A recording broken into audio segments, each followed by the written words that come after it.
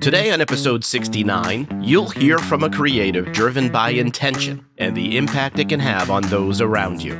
This is the Be a Marketer podcast.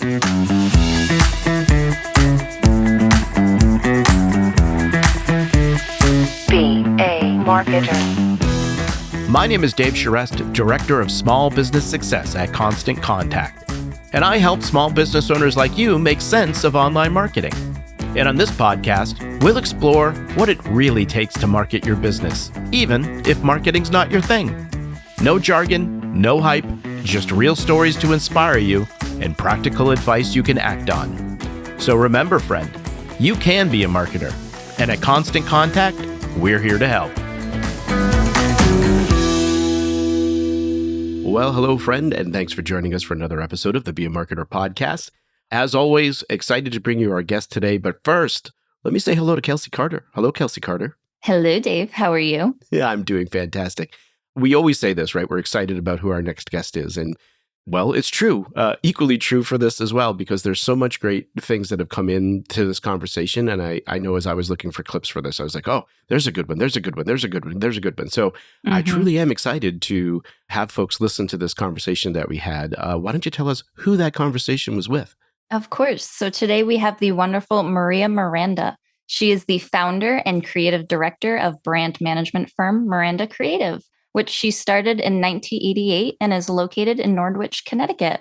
So something we actually both really loved about Maria is how intentional she is with her business. So absolutely, right? Like, I think this was, I don't want to say surprise, but it was like just refreshing to hear just somebody who was so intentional in what she was doing, and really the focus with which she attacked things and how she was really focused on just having an overall impact on not only her business, but like everybody kind of involved within the community. And that means like her immediate employees, like the people that are her clients, and just like the community in Connecticut, right? And it was just amazing how focused she was there to really help the business thrive over the years. Yeah, and we even get into her dad's influence on her as an entrepreneur. He was a potato chip salesperson, and that has a strong influence as to how she has formed her business today. And she even gets into her doubts about starting her business in her 20s and what gets her through her lows of running her business. Yeah, I mean, and all of that, in addition to just these really great marketing lessons that she shares that she's kind of learned along the way. Another thing to mention here is as you're listening to this conversation, you're really going to understand why Maria, another one of our amazing customers who was named the 2024 Small Business Person of the Year for the state of Connecticut by the Small Business Administration. So let's go to Maria as she reflects on that honor. When the wonderful people from the SBA called me and told me I won the award, I was honored and surprised, and then went immediately into my next Zoom meeting. That is a great moment, and it was wonderful to hear about. But then I had to immediately go to work to run the small business I was being recognized for. And then the emails and the notes began to arrive. And individuals I've been working with for the past 35 years were all in touch with me as to how happy they were to see that moment happen for me and my company. And that's what really made it real and magical. One day there was a knock on my door, and my childhood neighbor came in, the man who watched me grow up when I was 5 years old.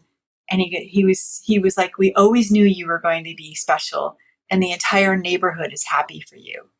And that when the moment became even more real and even more meaningful, as I understood that it wasn't just about this year or this time.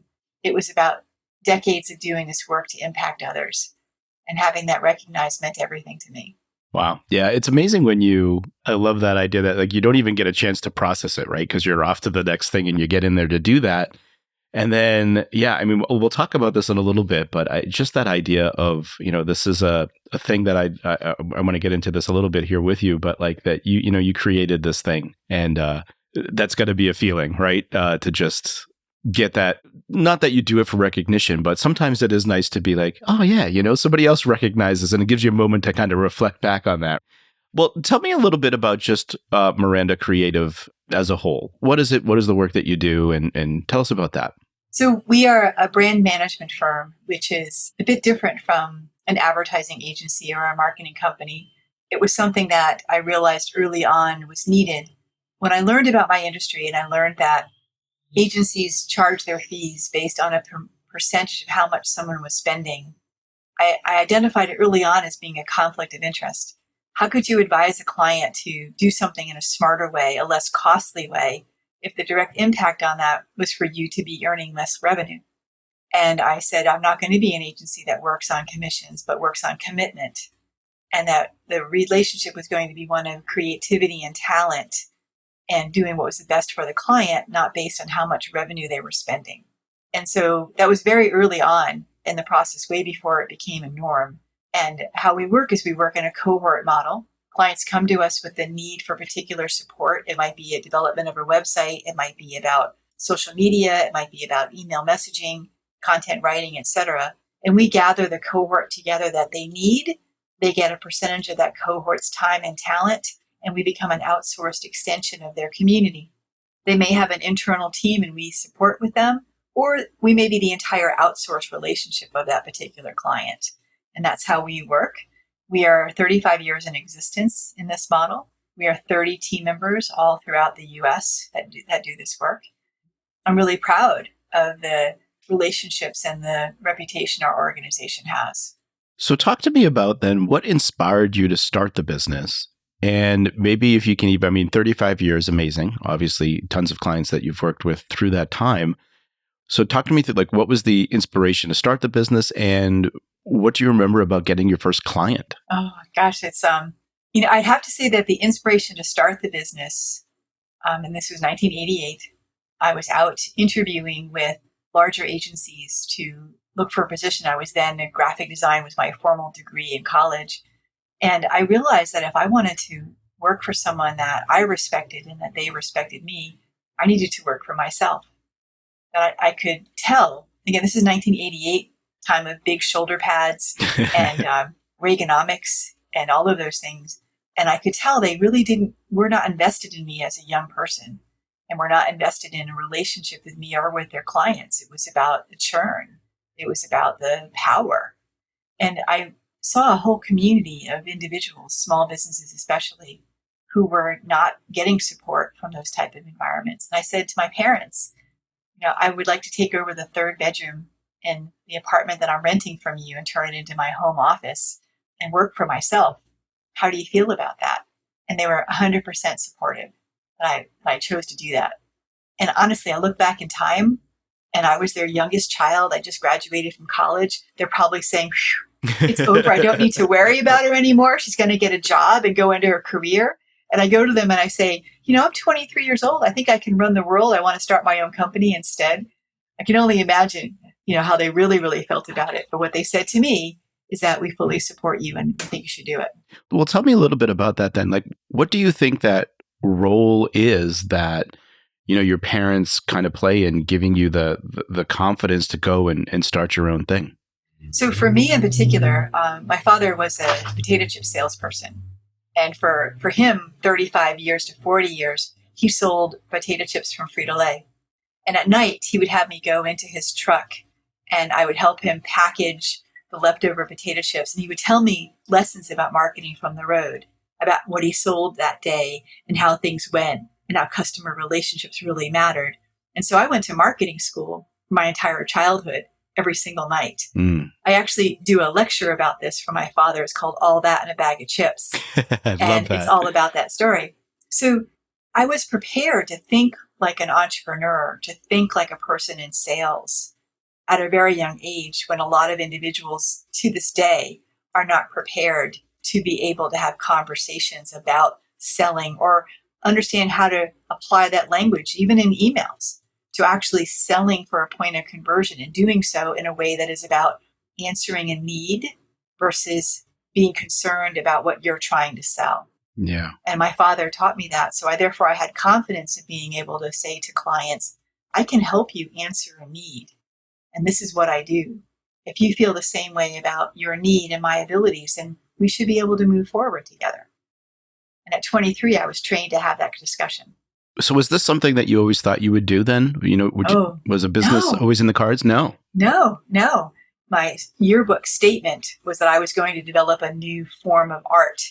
and I was going to be an artist, and I was going to be an artsy person.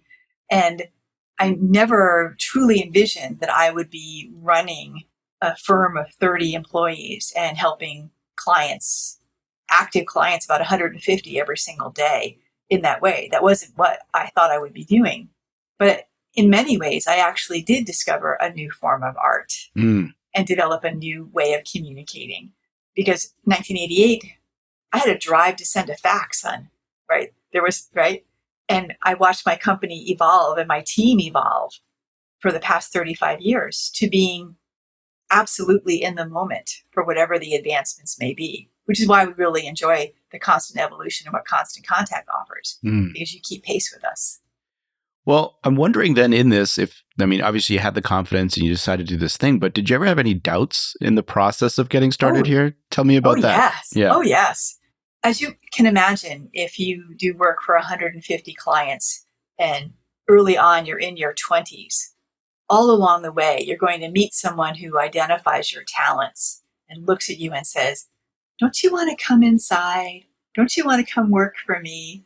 Right? And so there were many, many times along the way that clients were like, you are amazing. You would be even more amazing if you were my employee, right? I'm going to pull you away from all these other clients. Just focus on me. Wouldn't that be great? You wouldn't have to work as hard. So many times that those offers were made to me, and quite a few of them were quite tempting. In particular, one was the Rhode Island School of Design asked me to handle the marketing of their continuing education program, and that they would fund my master's degree and anything I wanted to learn. And that was very, very tempting. That one almost swayed me. I was in business maybe about that magical 8-year place, right? Yeah. And they almost swayed me into stepping away from the business. And there are days where I was like, I wish I took that job. And there are days that I'm glad that I didn't and that I'm on my path. Today, I'm happy I chose the path that I chose. It was the right thing for me to do. But there were moments. For someone personally, like I'm the type of person, okay, I started my own thing and I was doing my thing for a while. And I realized like, I really suck at running my own business, right? I need to find some place where I can actually not have to worry about that, and which is why I'm happy to be a Constant Contact and actually use the skill set that I have and focus on that. And so what is it for you that says, nope, I'm going to continue to do my own thing? I would say the moments where I have, everybody has their highs and their lows. And it seems like the moment I'm ever having those lows, I get a communication from the ripple effect that I have. It might be from an employee. It might be from a client. It might be from the community in general. And they'll say to me, you make such a difference in my life. Because of you, my company is still here. Because of you, my employees still have jobs.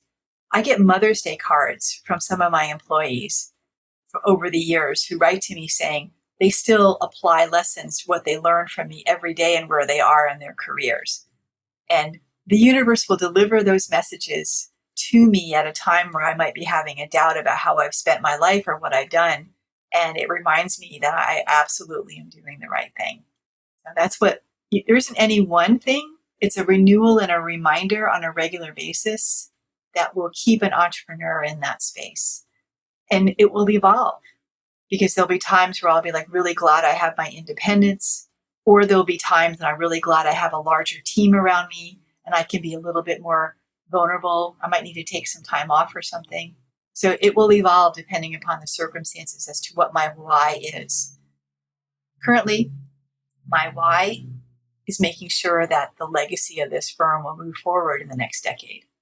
When you think about how you've managed to grow the business and from its small place to where you're, over 75 clients and all of that, how did you get there? How did you do it? Did you have a path? Did you have a plan? Talk me through what that journey has been like. Sure. We have a series of Miranda-isms here, right? And some of them are from my father and some of them are from me. The company's not actually named after me. It's named after my father. Got it. When he passed away about 20 years ago, I was kind of sad that I didn't have any children. That never happened for me.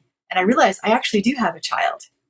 And I actually could continue his name by naming my company after him. It's just a little emotional aside for you. Sure. So your question was, what was my plan or what was my path? So every year I do a sabbatical for a year, usually the week of Columbus Day, because I think about the discovery of Columbus. That's the week I need to discover what my path for the year ahead is going to be. And I think about the year ahead, and I think about up to 3 to 5 years during that week. Right? I study what trends are happening. I study where revenue is going to be generated. And I think about where we need to be positioning ourselves in evolving media, in evolving marketplaces, and evolving needs for our clients. So, for example, right now, I'm going to be naming an AI officer at Miranda Creative. Right? We're going to have a person who's just strictly in charge of AI initiatives and making sure that we have training in place for our clients, training in place for the teams, et cetera. Miranda Creative, we are at about 30 team members, and we're about 35 years in existence. You can see the ratio and the relationship to that number. So we have strategically grown by 1 to 1.5 team members every year. And we grow that organization, we grow that business model by having enough work come in to surround a cohort for us to be able to grow the next level of our team.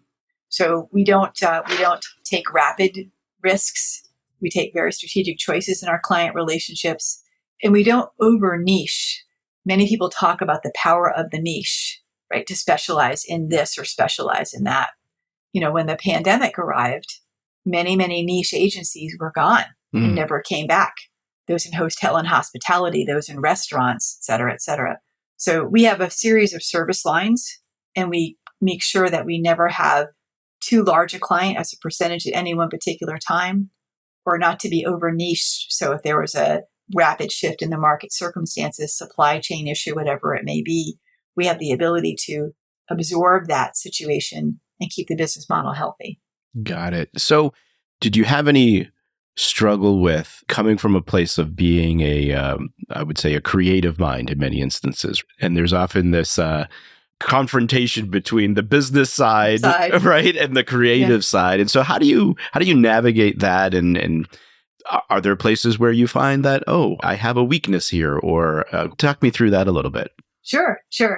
You know, you asked me earlier, did I ever envision myself, being in this space and running a company of this size or doing that? No, because I felt early on in my life, I was more of the creative spirit.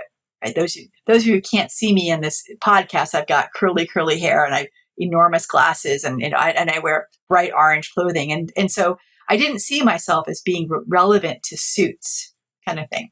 So I learned early on about where my skill sets and my strengths were, and that became very obvious when I wasn't keeping up with my bookkeeping the way I should, or I wasn't keeping up with my IRS relationships and payments as I should. And I realized that I needed to focus on what my strengths were and to surround myself with partners or vendors or team members who supplemented where my weaknesses were. And you sometimes learn those lessons in really painful ways. You lose a client relationship, you get a nasty letter from the IRS. You learn those lessons by making mistakes, and you allow yourself to say, okay, I'm in a learning moment. I can either do something about it, or I can wallow and not improve and move forward. So whenever I speak to other entrepreneurs or people who are thinking about being an entrepreneur, this is one thing that I share with them. How are you spending your time on your own is a natural indicator of what you really want to be doing or where your skills are. I could be working on a logo or working on a design to 2:00 in the morning and not at all feel tired or exhausted. I'm loving every moment of it. 3:00 in the afternoon, if I'm writing a proposal, my eyes are watering, I'm yawning, I'm looking for dark chocolate or a coffee, right? I clearly don't want to be doing that work. So pay attention to those signals, and that tells you what you should be doing with your time and where you're most valuable as well. And then it amazes you that there are people that enjoy doing that work, right? Yes. I love writing RFPs. Then you go right ahead. Yeah. Oh, please have a good time. Yeah, show me when it's done. I want to get into marketing a bit here, but I feel like these things are tied together a bit. And I want to take a moment to just talk to you about community. How important is community to you? Why is that important? And how does that play into the success of the agency? Sure. I think a good way to help best tell that story is when the agency went into its 35th year, we created a brand and a logo for that year, and it was called Thrive. It was the first letters of 3 and the last letters of 5 to create the sense of thrive.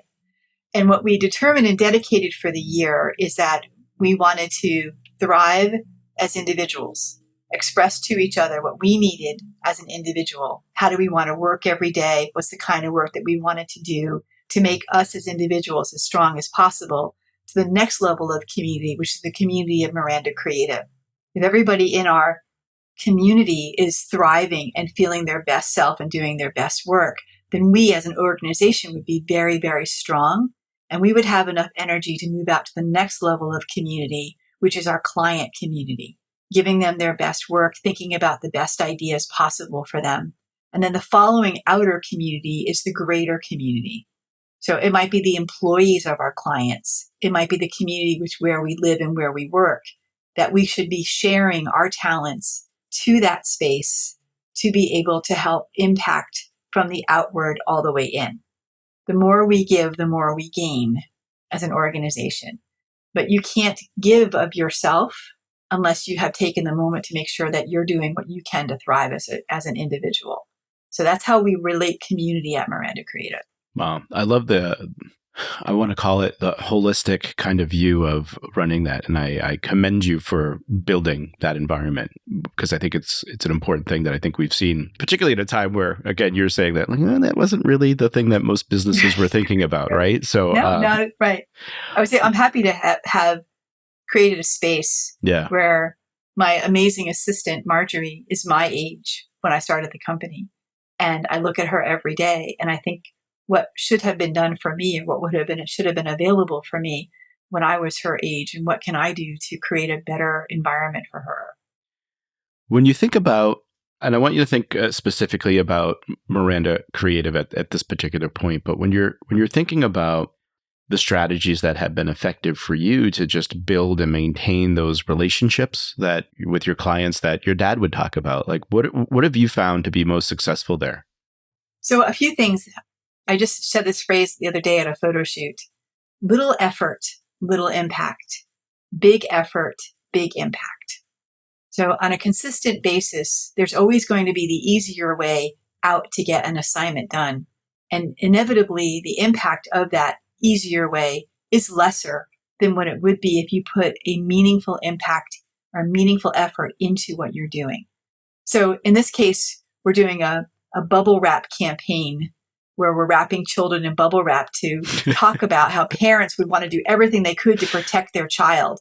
Well, what they really should be doing is having conversations about prevention. And talking about safety at home, etc. And so we could bring one roll of bubble wrap, or we could be 20, and we could make the image memorable and unique for the campaign, right? So instead of it taking an hour to do the photo shoot, it took 3 hours. But the impact's going to happen. So always being in the moment and making sure you're doing the best work for the moment, but also thinking about the 4 or 5 clients that are behind the client you're working for right then and there.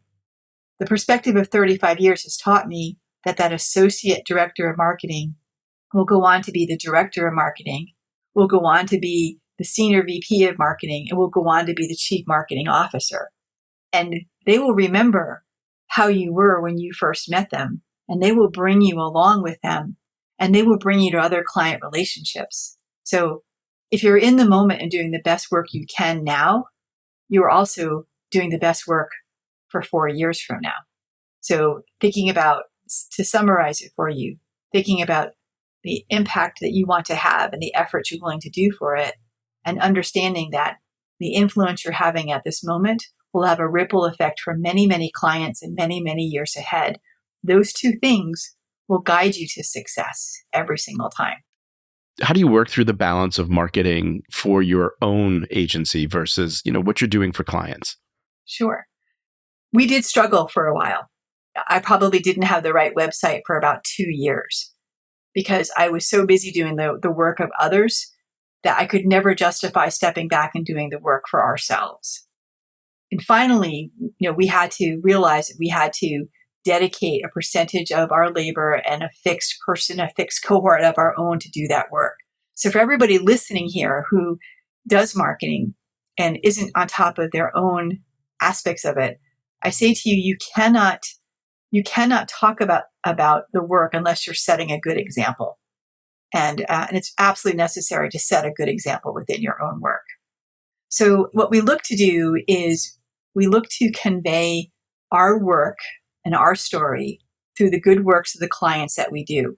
That makes it a lot easier versus trying to necessarily write original content and come up with an editorial calendar on your own, because putting that much work on yourself is probably setting yourself up for failure. But talking organically about your community, your culture, how you work is much, much more manageable and much, much more authentic. And so that's been an easier process for us.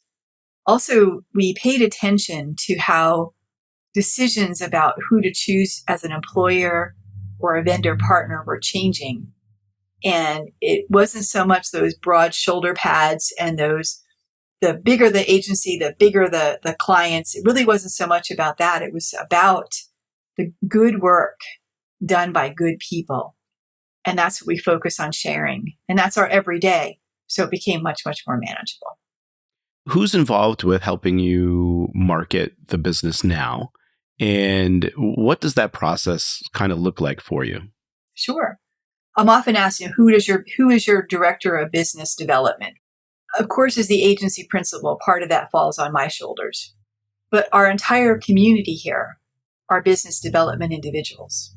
They like going out to business after hours. They will participate and do presentations. They will be engaged in the community because just like my father, I may not be unpacking bags of chips here in this building, but every day in a very gentle way, I support my community to understand that the concept of selling is not something to be afraid of, nor is it difficult, because you're actually listening for a need and you're addressing the need.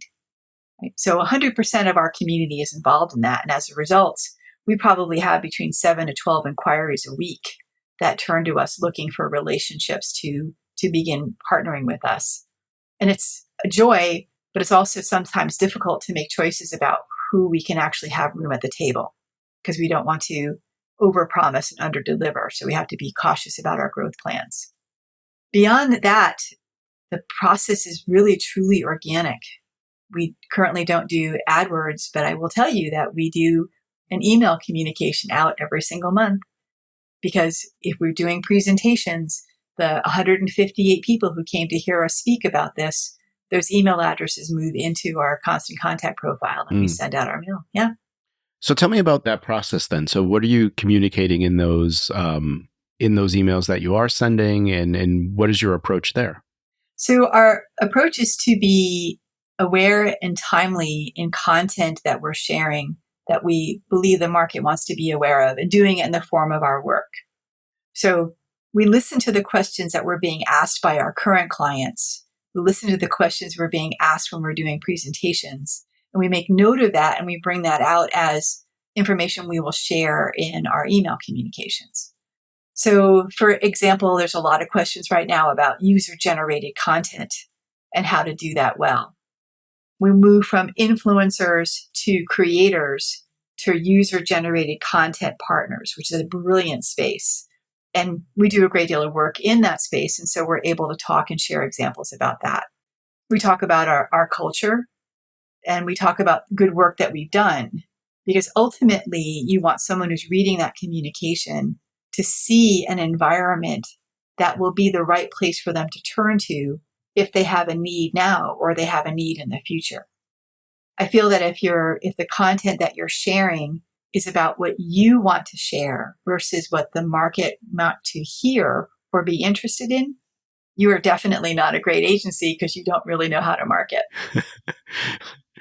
Well, let's talk about that a little bit. What do you find, either for yourself or for the businesses that you work with? What do you find to be the most challenging thing when it comes to marketing for them or for you? Sure. The most challenging thing is that they're not listening to me when I say your email list is the only audience you actually own. They're like, my Facebook page. I'm like, nope, that's Mark Zuckerberg's page and he's letting you borrow it. My Instagram account also belongs to Mark Zuckerberg. My TikTok channel may not be around in 18 months. So that I think one of the most challenging things is that they have to feed those channels now and they're not paying attention to the fact the goals of those channels is to move the relationship closer to them in the form of an email database or in the form of event participation or in the form of other forms of enrollment, so that they're constantly moving those initial inquiries to a place of a more committed relationship or a warmer relationship. And that's my biggest struggle, because my responsibility is to get them to that threshold and for my client to then nurture them forward. If they're not passionate about doing so, I feel like I'm sometimes pushing clothes on a clothing rack. It just keeps falling off the other side. What's the point of what we're doing? Yeah. Yeah. One, you're speaking my language right now, obviously, coming from Constant Contact. But it's funny. I mean, I guess there's a lot of psychology going in and the development of these platforms that make us so addicted to them and like want to or feel like it demands so much of you, right? From a social perspective.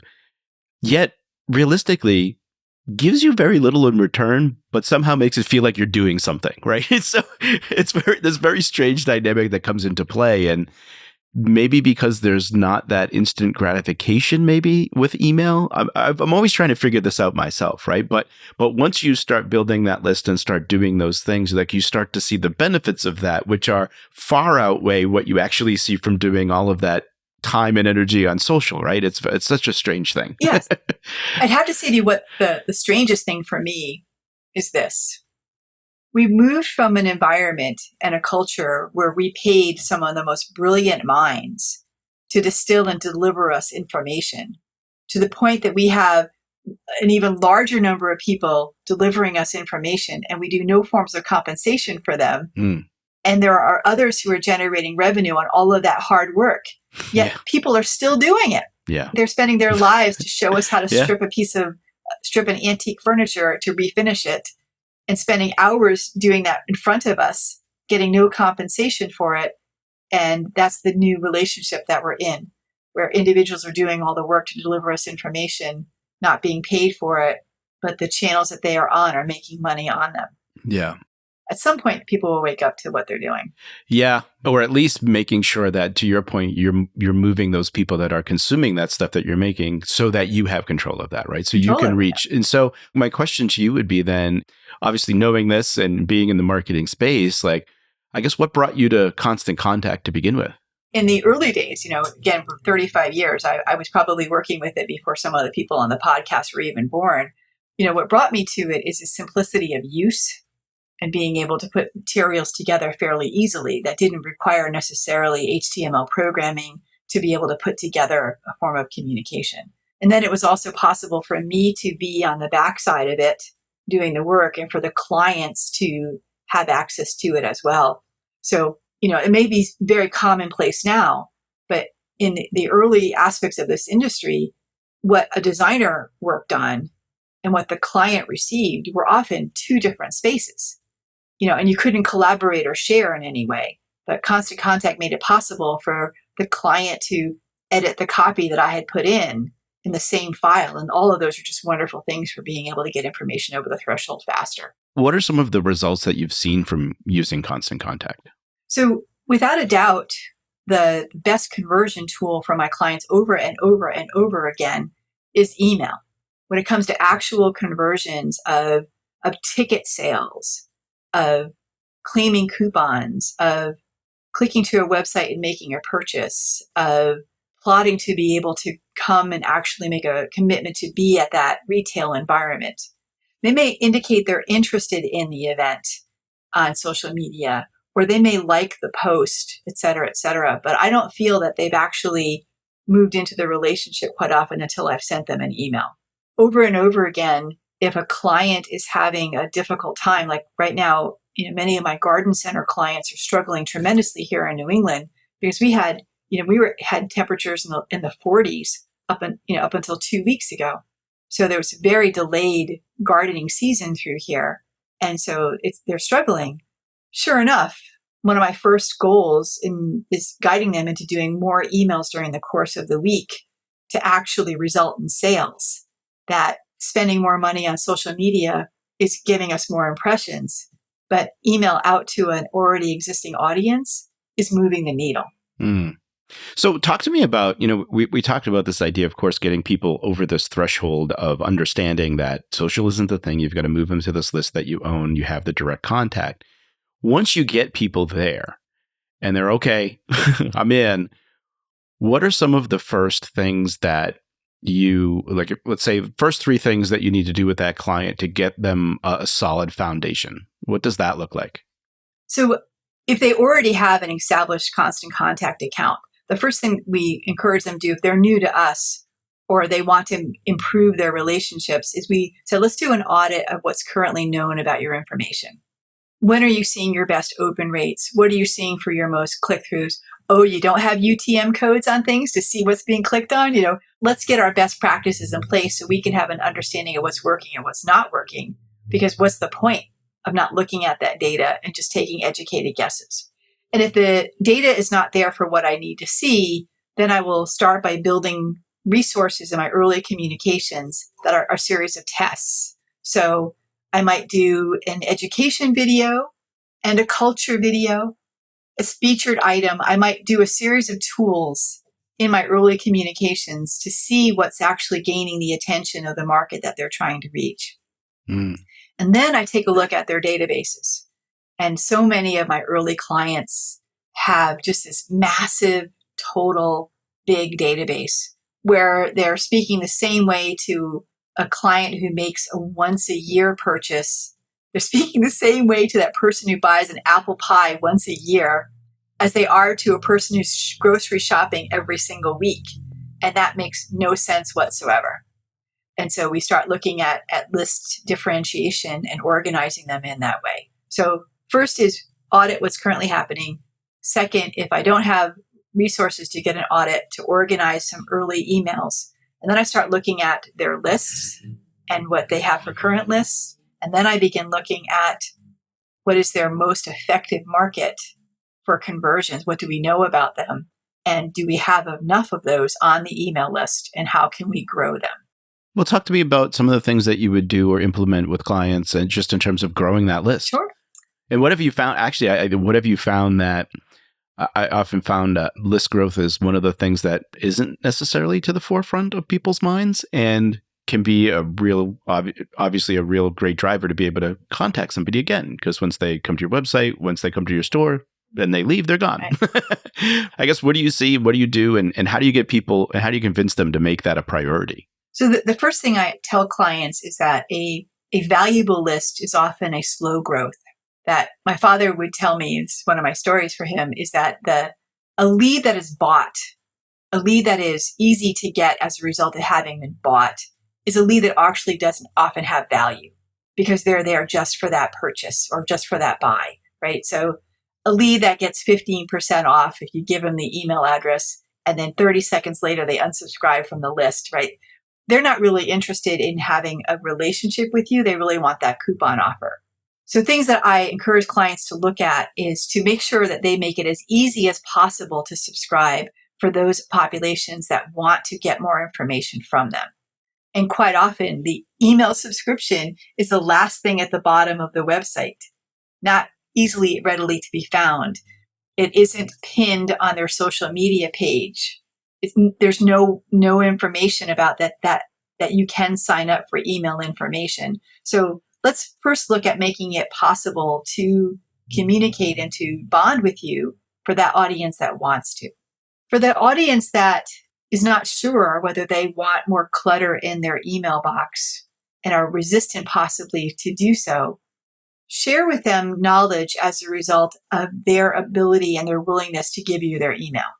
We're working with a tiny home manufacturer and she wants to build her list more. And I said, there are so many questions that people have about thinking if a tiny home is right for them. Why don't we create a white paper or frequently asked questions or a tool that a person can sign up and they can get from you to be able to understand what you need to know about getting a tiny home. You've always wanted one. What do you need to know about that?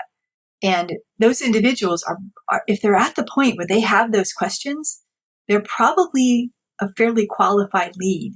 And if you then have a planned system for communications to people who have got that white paper or that lead, and you move them gently into the process, hit them with a way too aggressive sales approach, that will be a great experience, and that will generate for you those relationships. So make it easier to email.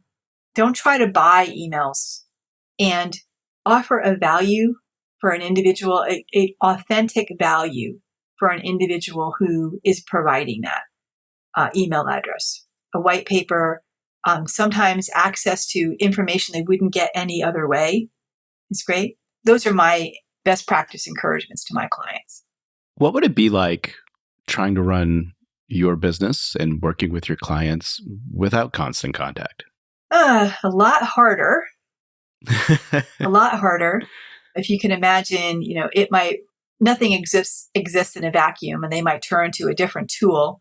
And my clients have turned to a few different tools, and inevitably they've walked away from them because there were hidden expenses. There were issues with IP addresses going directly to spam because that provider didn't have the same level of limitations on what you could do to put lists in. So it would probably add 15 to 20% of my time to manage the relationship if they didn't have the right tool in place. And so that would happen to me. So please don't go away. If you could go back and give yourself, your younger self, some advice when you were starting the business, what would it be?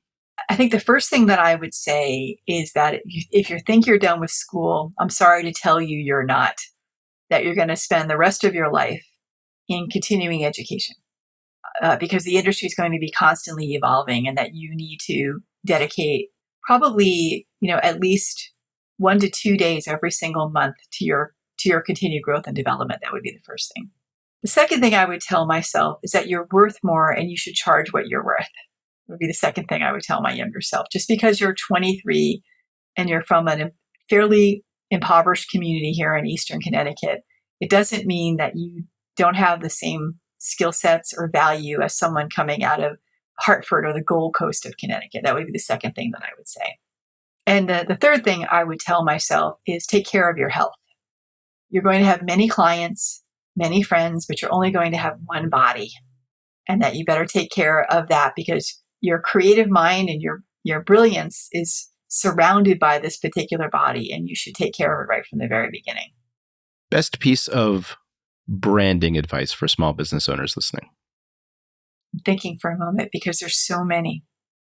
I would say that the best piece of branding advice for other small businesses is that you need to set aside the time to market yourself. That there are many approaches that you can take, and the best piece of the direction to take will vary depending upon the organization. The universal piece of advice is to make sure that you have set aside at least 10% of your time every week to focus on understanding what's going on with your marketing so you can make good decisions. Because if you don't spend that time looking at your data, analyzing what you've done, and understanding what you need to understand about your market, you will never get to a place where you can make timely and efficient decisions. You will always be on a gerbil wheel. Maria, thank you so much for spending some time here with us today. Is there anything else you'd like to add before we part ways for today? I think that I would add that everybody should find their tribe. Is that being a small business owner, business leader, responsible for marketing is hard work, and that it's a lot easier. The lift can be a lot easier when you find a community that is trusted and you can ask questions of, and you can share information with each other. And I would encourage those that are listening to look for that tribe, find that group that you can turn to, and you can share your challenges and you can ask questions of each other so that you don't feel quite so isolated in the experience, because many small business owners do. Well, friend, let's recap some items from that discussion. Number 1, take time to review and refresh. Maria mentioned that she takes a sabbatical every year. She uses this time to discover what her path for the year ahead is going to be.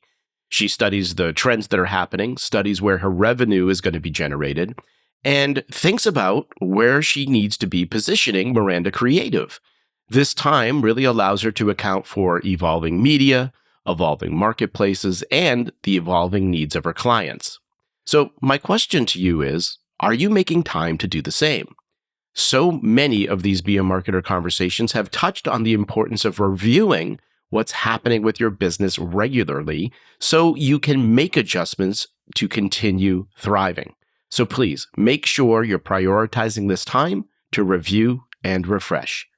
Number 2, focus on strengths and supplement weaknesses. Maria offers how paying attention to how you're spending your time on your own is really a natural indicator of what you really want to be doing or really where your scales are leveled. So pay attention to those signals that tell you what you should be doing with your time and where you're most valuable. Then you can find people to supplement in the areas that drain your energy. And don't forget, if you need help with marketing, Constant Contact has professional services and certified experts across the country. Number 3, market your work and story through your clients. Maria mentioned how talking organically about her community, the company culture, and how the company works is a much more manageable and authentic way to market Miranda Creative. When you focus on the good work done by good people for good clients, the process of marketing becomes much more manageable because it's part of your everyday. If you ever find yourself procrastinating because you have to do marketing, and I'm using air quotes there, remember, it can be as simple as sharing the story of the work you're doing with existing clients. So here's your action item for today. I'd love for you to set some time in your calendar to review what's been going on with your marketing so far. What's working? What's not working? What adjustments can you make? Make this time a recurring meeting so you can review at least once a quarter. I hope you enjoyed this episode of the Be a Marketer podcast. Please take a moment to leave us a review. Just go to ratethispodcast.com/BAM. Your honest feedback will help other small business marketers like yourself find the show. That's ratethispodcast.com/BAM. Well, friend, I hope you enjoy the rest of your day and continued success to you and your business.